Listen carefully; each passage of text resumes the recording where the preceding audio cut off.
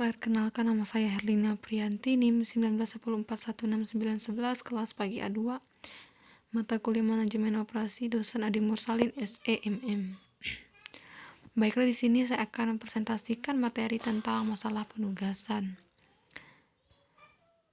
Pendahuluan terdiri dari satu metode Hungarian yang pada tahun 1916 dikembangkan oleh seorang ahli matematika berkebangsaan Hungaria yang bernama De Koning.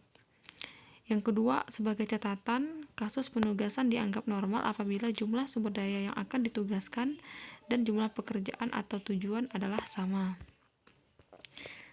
Dalam praktek sehari-hari, tidak semua masalah penugasan memiliki matriks biaya atau keuntungan seperti dalam dua contoh kasus di atas. Ada kalanya seorang karyawan misalnya tidak dapat dialokasikan atau ditugaskan untuk sebuah pekerjaan tertentu dikarenakan ada alasan seperti usia, jenis kelamin, keterampilan yang tidak memadai, kondisi fisik, ataupun karena sebab lainnya.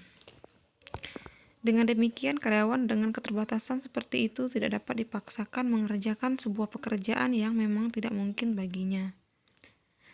Untuk mengatasi hal semacam ini, maka dalam proses penyelesaiannya perlu ditambahkan sebuah bilangan yang sangat besar dan disebut dengan M, atau juga untuk masalah minimalisasi, dan minus M untuk masalah maksimisasi. Proses penyelesaian selanjutnya dapat dilakukan dengan cara yang sama seperti pada kasus penugasan yang normal. Hanya saja pada keputusan optimalnya akan dihindari menugaskan karyawan pada tugas yang memiliki bilangan M atau minus M tersebut. Teori pengembalian keputusan. Dalam dasar berpikir dalam konteks organisasi, 1. Penilaian situasi atau situational approach untuk menghadapi pertanyaan apa yang terjadi. 2. Analisis persoalan atau problem analisis, yaitu dari pola pikir sebab akibat. Yang ketiga, analisis keputusan atau decision analysis didasarkan pada pola berpikir atau pengambilan pilihan. Yang keempat, analisis persoalan potensial atau potential problem analysis didasarkan pada perhatian mengenai peristiwa masa depan, mengenai peristiwa yang mungkin terjadi dan yang dapat terjadi. Inti pengambilan keputusan. Yang pertama, penentuan alternatif, yaitu yang jelas harus alternatif yang terbaik atau the best alternative.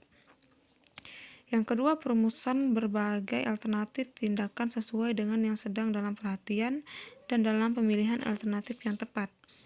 Setelah suatu evaluasi atau penilaian mengenai efektivitasnya dalam mencapai tujuan yang dikehendaki pengambilan keputusan. Lingkungan situasi keputusan. 1. Lingkungan eksternal terdiri dari sosial politik, budaya, alam, ekonomi, dan kota. Yang kedua, lingkungan internal terdiri dari mutu barang rendah, kurangnya promosi pelayanan tidak memuaskan, sales agent tidak bergairah. Teknik pengambilan keputusan. Ketentu jika semua informasi yang diperlukan untuk membuat keputusan diketahui secara sempurna dan tidak berubah. Jika informasi sempurna tidak tersedia, tetapi seluruh peristiwa yang akan terjadi beserta probabilitasnya diketahui. Uncertainty, jika seluruh informasi yang mungkin terjadi diketahui, tetapi tanpa mengetahui probabilitasnya masing-masing. Teknik pengambilan keputusan. Konflik. Jika kepentingan dua atau lebih pengambilan keputusan berada dalam pertarungan aktif di antara kedua belah pihak. Sementara kebutuhan certainty, ethics, atau uncertainty yang aktif hanya pengambilan keputusan tujuan analisis keputusan atau decision analysis. Mengidentifikasi apa yang harus dikerjakan, mengembangkan kriteria khusus untuk mencapai tujuan, mengevaluasi alternatif yang tersedia yang berhubungan dengan kriteria, dan mengidentifikasi risiko yang melekat pada keputusan tersebut.